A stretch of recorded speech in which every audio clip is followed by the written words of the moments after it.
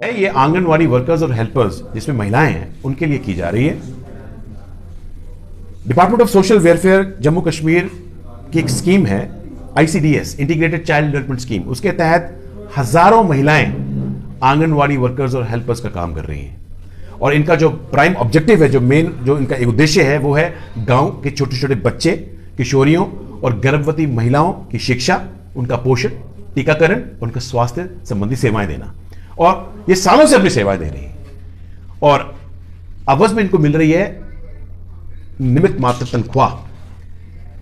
Anganwadi worker Jammu Kashmir के अंदर 5100 रुपया प्रतिमाह लेती हैं और आंगनवाड़ी हेल्पर जो है 2550 रुपया प्रतिमाह लेती है। इनकी तनख्वाह के दो कंपोनेंट्स है, एक सेंट्रल शेयर, एक स्टेट शेयर। आंगनवाड़ी वर्कर्स का सेंट्रल शेयर है वो 4500 रुपया है और स्टेट शेयर 600 रुपया है। उसी तरह से आंगनवाड़ी हेल्पर का जो सेंट्रल शेयर है वो 2250 रुपया है और स्टेट शेयर 300 रुपया है। आप ध्यान से सुनिए, आश्चर्य की बात यह है जहां पर सेंट्रल शेयर 2018 में रिवाइज हुआ है वहां स्टेट शेयर 2010 के बाद रिवाइज नहीं हुआ है। स्टेट शेयर आंगनवाड़ी वर्कर को सिर्फ 600 रुपए प्रतिमाह और आंगनवाड़ी हेल्पर को 300 रुपए प्रतिमाह। मैं इस भाजपा सरकार को पूछना चाहता हूं उनके माध्यम से, मोदी साहब को पूछना चाहता हूं, एलजी साहब को पूछना चाहता हूं, होम मिनिस्टर साहब को पूछना चाहता हूं। आप कहते थे बेटी बचाओ बेटी पढ़ाओ, लेकिन इनकी जो व्यथा है ना उसने आपके इस नारे की धज्जियां उड़ा के रख दी हैं और हमारा सर अब शर्म से झुक रहा है। परसों इन्हीं आंगनवाड़ी वर्कर्स और हेल्पर्स ने प्रेस क्लब में प्रोटेस्ट किया अपने हक और हकूक के लिए, लेकिन इनको मिला क्या? पुलिस के डंडे और इनको इलीगली डिटेन किया गया और पूरे दिन इनको डिटेन किया गया और शाम को छोड़ा गया। और रिपोर्ट्स ऐसी आई हैं कि इनका घर जाना दुश्वार हो गया था शाम को, दूर दराज इलाकों से जो आई हुई थी महिलाएं।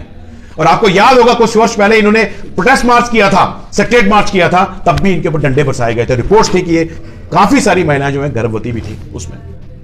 तो ये किस किस्म का निजाम है? ये मोदी राज में, एलजी प्रशासन में युवाओं को भी आपने नहीं छोड़ा, आपने महिलाओं को भी नहीं छोड़ा। और जिस राज्य में महिलाओं की इज्जत नहीं है, जिस शासन में महिलाओं की इज्जत नहीं है, वहां का पतन तो निश्चित है। ये तो चाणक्य ने भी कहा है। तो इनकी जो आंगनवाड़ी वर्कर्स और हेल्पर्स कह रहे हैं कि इनका वेतन रिवाइज होना चाहिए और इनका जो दूसरा इशू है वो ये कह रहे हैं कि अप्रैल 2022 से, मतलब 8 महीने से इनको तनख्वाह भी नहीं मिली। एक तो तनख्वाह 5100 रुपया, ऊपर से तनख्वाह 8 महीने से बंद। और इनके कुछ एरियाज हैं जब सेंट्रल रेट्स रिवाइज हुए थे, काफी महीनों के एरियाज भी इनको नहीं मिले हैं। और तीसरी डिमांड ये कह रहे हैं इनके लिए कोई रेगुलराइजेशन पॉलिसी होनी चाहिए, कोई प्रमोशन पॉलिसी नहीं होनी चाहिए। कुछ नहीं है, सिर्फ डंडे मिल रहे हैं।